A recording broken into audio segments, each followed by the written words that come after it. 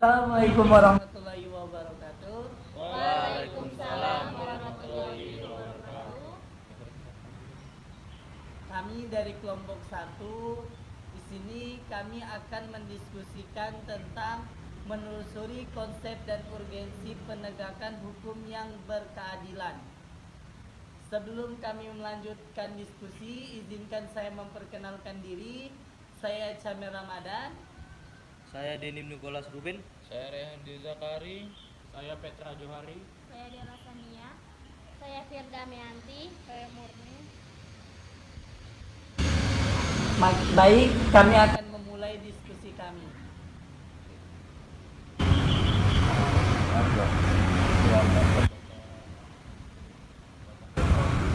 Silakan kepada pembaca materi pertama. Thomas Hobbes 1588 sampai 1679. Dalam bukunya Leviathan pernah mengatakan Homo homini lupus, artinya manusia adalah serigala bagi manusia lainnya. Manusia memiliki keinginan dan nafsu yang berbeda-beda antara manusia yang satu dan yang lainnya. Nafsu yang dimiliki manusia ada yang baik, ada nafsu yang tidak baik. Inilah salah satu argumen mengapa aturan hukum diperlukan. Kondisi yang kedua tampaknya bukan hal yang tidak mungkin bila semua masyarakat tidak memerlukan aturan hukum. Namun Cicero 106 sampai 43 pernah menyatakan ubi societas ibi ius, artinya di mana ada masyarakat, di sana ada hukum. Dengan kata lain, sampai saat ini hukum masih diperlukan, bahkan kedudukannya semakin penting. Baik, saya akan melanjutkan. Upaya penegakan hukum di suatu negara sangat erat kaitannya dengan tujuan negara. Anda disarankan untuk mengkaji teori tujuan dengan negara dalam buku Ilmu Negara Umum. Menurut Krenebong dan T.K. Saberidin 1975, kehidupan manusia tidak cukup hidup dengan aman, teratur, dan tertib. Manusia perlu sejahtera. Apabila tujuan hanya menjaga ketertiban, maka tujuan negara itu terlalu sempit. Tujuan negara yang lebih luas adalah agar setiap manusia terjamin kesejahteraannya di samping keamanan. Dengan kata lain, negara yang memiliki kewenangan mengatur masyarakat perlu ikut mensejahterakan masyarakat. Teori Krenebong tentang negara hukum ini dikenal luas dengan nama teori negara kesejahteraan. Teori negara hukum dari Krenebong ini banyak dianut oleh negara-negara modern. Bagaimana dengan Indonesia? Negara Kesatuan Republik Indonesia (NKRI) adalah negara hukum.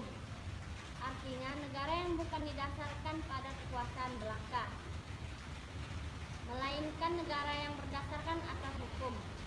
Artinya semua persoalan masyarakat, kewarganegaraan, pemerintah, atau kenegaraan harus didasarkan atas hukum.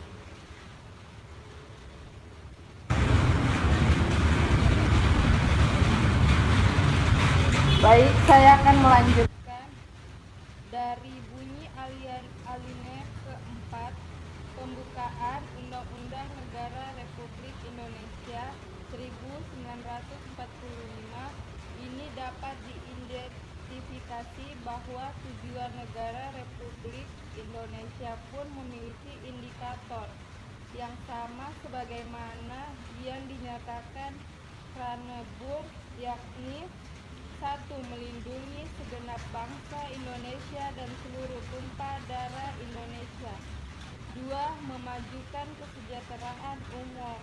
3. Mencerdaskan kehidupan bangsa. Dan 4. Ikut melaksanakan ketertiban dunia yang berdasarkan kemerdekaan, perdamaian abadi, dan keadilan sosial. Negara kita telah memiliki lembaga peradilan yang diatur dalam Undang-Undang Negara Republik Indonesia 1945 1945 ialah Mahkamah Agung, Komisi Yudisial, dan Mahkamah Konstitusi. Selain lembaga negara tersebut, dalam Undang-Undang Negara Republik Indonesia 1945 diatur pula ada badan-badan yang lain yang diatur dalam undang-undang. Apabila mengacu pada bunyi pasal 24, maka lembaga negara MA, KY, MK memiliki kewenangan dalam kekuasaan kehakiman atau sebagai pelaku kekuasaan kehakiman. Dikemukakan dalam pasal 24 UUD NRI 1945 bahwa kekuasaan kehakiman merupakan kekuasaan yang merdeka untuk menyelenggarakan peradilan guna menegakkan hukum dan keadilan. Dengan demikian, tiga lembaga negara yang memiliki kekuasaan kehakiman memiliki tugas pokok untuk menyelenggarakan peradilan guna menegakkan hukum dan keadilan. Dalam teori tujuan negara, pada umumnya ada 4 fungsi negara yang dianut oleh negara-negara di dunia. Yang pertama, melaksanakan penertiban dan keamanan. Kedua, mengusahakan kesejahteraan dan kemakmuran rakyatnya. Tiga, pertahanan. Dan keempat, menegakkan keadilan. Pelaksanaan fungsi keempat yakni menegakkan keadilan. Fungsi negara dalam bidang peradilan dimaksudkan untuk mewujudkan adanya kepastian hukum. Saya tambahkan, fungsi ini dilaksanakan dengan berlandaskan pada hukum dan melalui badan-badan peradilan yang didirikan sebagai tempat mencari keadilan. Bagi Indonesia, dalam rangka menegakkan keadilan, telah ada sejumlah peraturan perundangan yang mengatur tentang lembaga pengadilan dan badan peradilan. Peraturan perundangan dalam bidang hukum pidana, kita memiliki Kitab Undang-Undang Hukum Pidana atau KUHP dan Kitab Undang-Undang Hukum Acara Pidana atau KUHAP. Dalam bidang peradilan, kita memiliki peradilan umum, peradilan militer, peradilan agama, dan peradilan tata usaha negara. Selain itu, ada juga peradilan yang bersifat ad hoc, misalnya peradilan tindak pidana korupsi atau tipikor.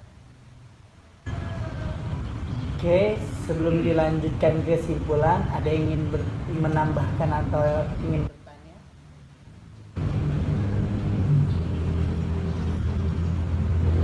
Ada yang ingin menambahkan atau ingin bertanya? Tidak ada. Tidak ada. Oke, karena tidak ada yang ingin menambahkan dan ingin bertanya, dilanjutkan dengan kesimpulan. Baik. Saya akan melanjutkan kesimpulannya. Jadi kesimpulannya, esensi dan urgensi penegakan hukum yang berkeadilan di Indonesia adalah untuk mendapatkan hukum yang tertib dan tidak merendahkan martabat warga negara.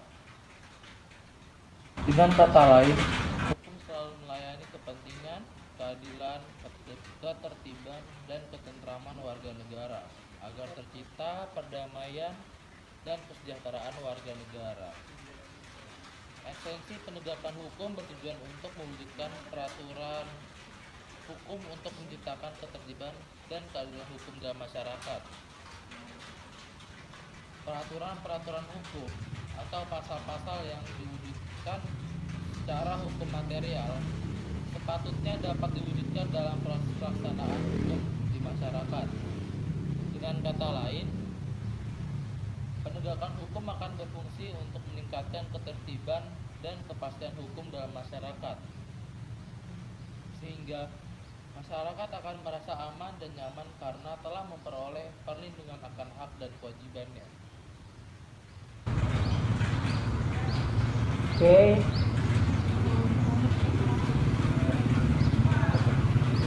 sekian dari diskusi kami. Kami akan melanjutkan ke wawancara. Mungkin sekian. Wassalamualaikum warahmatullahi wabarakatuh. Ya, selamat siang. Pada kali ini saya akan memperkenalkan diri. Perkenalkan, nama saya Kalpi Marahen, NPM 2240501245. Saya berasal dari Fakultas Hukum Lokal A5.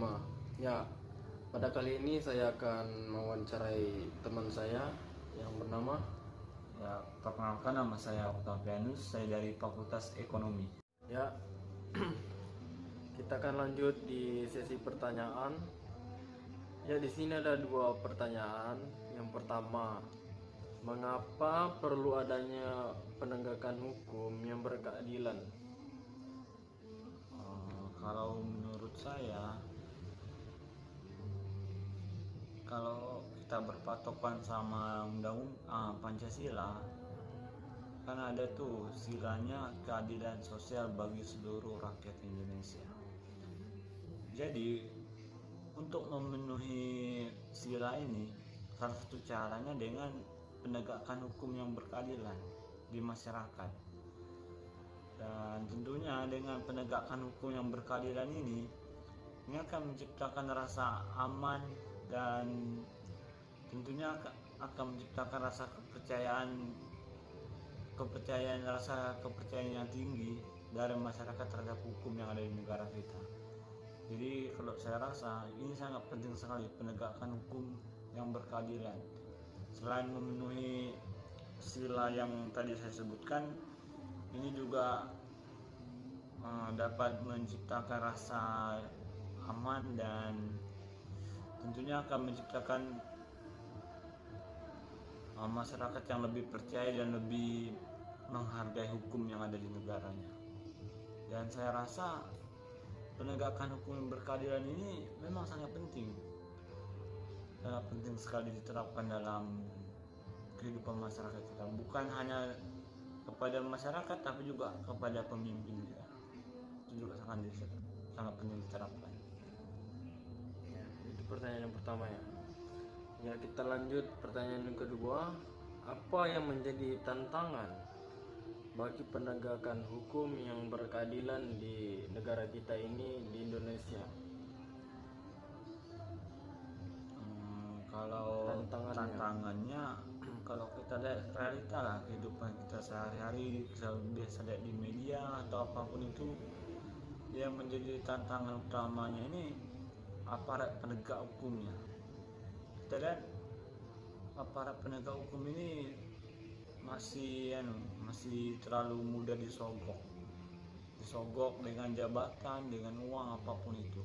Kita bisa lihat para koruptor yang tiba-tiba masa jabatannya dipotong, ataupun mereka yang punya posisi lebih tinggi di negara ini masih bisa kita lihat mereka ini masih kebal hukum. Aparat penegakan hukumnya ini masih terlalu berpihaklah kepada mereka. Jadi tantangan yang pertama penegakan hukum yang berkeadilan ini, tantangan pertamanya ini terletak pada aparat penegak hukumnya. Terus yang kedua, kalau menurut saya yang kedua, hukum di negara kita ini terlalu banyak, terlalu berbelit-belit. Jadi saya rasa dengan hukum yang terlalu berbelit-belit ini, terlalu banyak ini menjadi permasalahan juga dalam menegakkan hukum yang berkeadilan di negara kita. Kita bisa lihat contoh lah, kalau kita mau urus surat, contoh KTP. Beberapa bulan lalu saya pernah kehilangan KTP, dan ketika saya membuat surat keterangan hilang dari kantor polisi, itu diminta dulu surat domisili dari RT, domisili dari RW, dan dari kelurahan setempat. Jadi saya rasa aturan-aturan seperti ini terlalu berbelit-belit. Ini tentunya menurut saya Persulit. menurut saya ini bukan hukum yang ini bukan aturan yang berkeadilan. Ini lebih ke memberatkan masyarakat daripada membuat rasa keadilan. Jadi saya rasa hukum yang terlalu banyak atau hukum yang terlalu berbelit-belit ini juga menjadi salah satu tantangan terbesar. Hukumnya terlalu banyak dan terlalu berbelit-belit. Nah, itu aja sih menurut saya. Ya. Terima kasih atas waktunya untuk saudara Kila bisa menjawab dari pertanyaan ini, dari sesi wawancara ini. Ya, jadi kesimpulannya untuk wawancara ini, kita sebagai penegak hukum harus jujur, berkeadilan, dan bisa membuat aturan yang bisa diterima oleh masyarakat, ya, supaya keadilan yang ada di Indonesia ini dapat berjalan dengan baik dan bisa dikatakan sejahtera. Ya, mungkin itu dari sesi wawancara ini. Kurang lebihnya saya mohon maaf. Ya, sekian. Terima kasih. Untuk yang pertama, mengapa perlu adanya penegakan hukum yang berkeadilan? Berbicara tentang hukum tentu tidak akan terlepas dari berbicara tentang adil dan keadilan, karena hal tersebut sudah menjadi satu keniscayaan. Dalam buku Yusuf Awe dia menjelaskan bahwa hukum berkeadilan itu adalah tujuan hidup akhir dari manusia, yakni keadilan, seperti itu. Dan juga kita melihat bahwa masyarakat hari ini, masyarakat Indonesia itu untuk menunaikan hak dan kewajibannya itu memerlukan hukum. Lalu bagaimana untuk menjaga kestabilan masyarakat ini apabila hukum itu tidak berkeadilan, seperti itu. Maka dari itu negara Indonesia membutuhkan hukum yang berkeadilan supaya bagaimana untuk menjaga kestabilitasan negara ini, seperti itu. Oke. Untuk yang kedua, menurut Bang Oji sendiri, apa yang menjadi tantangan bagi penegakan hukum yang berkeadilan di Indonesia? Nah, untuk melihat hari ini, tantangan yang paling besar dari penegakan hukum itu adalah penegak hukum sendiri, karena dia pastinya akan mendapat tekanan-tekanan dari elit-elit politik maupun elit-elit negara, karena apabila itu menyangkut dengan kepentingan mereka, pastinya mereka akan selalu benar, pastinya keinginan-keinginan mereka akan selalu dibenarkan. Banyak kasus seperti itu. Banyak masyarakat hari ini yang selalu menuntut keadilan di Indonesia. Nah, untuk melihat hari ini, tantangan yang paling besar dari penegakan hukum itu adalah penegak hukum sendiri, karena dia pastinya akan mendapat tekanan-tekanan dari elit-elit politik maupun elit-elit negara, karena apabila itu menyangkut dengan kepentingan mereka, pastinya mereka akan selalu benar, pastinya keinginan-keinginan mereka akan selalu dibenarkan.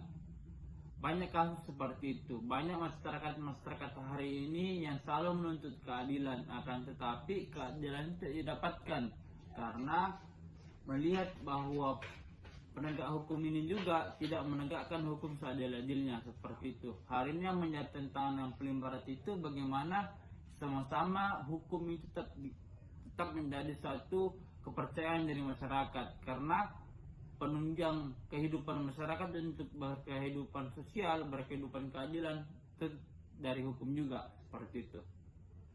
Oke, mungkin cukup sekian wawancara yang bisa saya sampaikan dari narasumber. Apabila ada kurang lebihnya mohon dimaafkan. Wassalamualaikum warahmatullahi wabarakatuh. Waalaikumsalam warahmatullahi wabarakatuh. Terima kasih Bang.